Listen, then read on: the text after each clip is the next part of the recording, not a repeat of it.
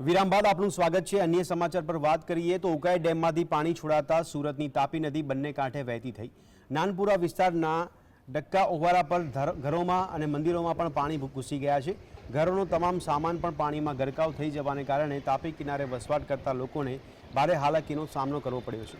હાલાકી ભોગવી રહેલા લોકોમાં તંત્ર સામે રોષ જોવા મળ્યો છે, જ્યારે તંત્ર દ્વારા અનેક લોકોનું સ્થળાંતર કરવામાં આવ્યું હતું।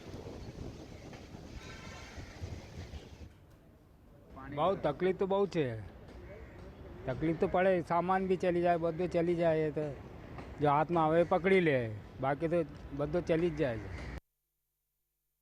નુકસાન તો દર વર્ષે થાય છે, પણ થાય જ છે ને। હવે પાણી આવે પણ અમને કંઈ સુરક્ષા નથી મળતી, તકલીફ પડે છે ને। આ બધું ચાલ્યું જાય અમારું દર વર્ષે તો। પછી ગણપતિવાળા આવે તે તોડાવે, દશામાના લીધે તળાવ ખોલે તે તોડાવે। એ બધું કાં જઈએ અમે લોકો? 40 વર્ષોથી રહેતા હોય અને બધી તકલીફ આવે છે તો તે કોને જ કહેવાય?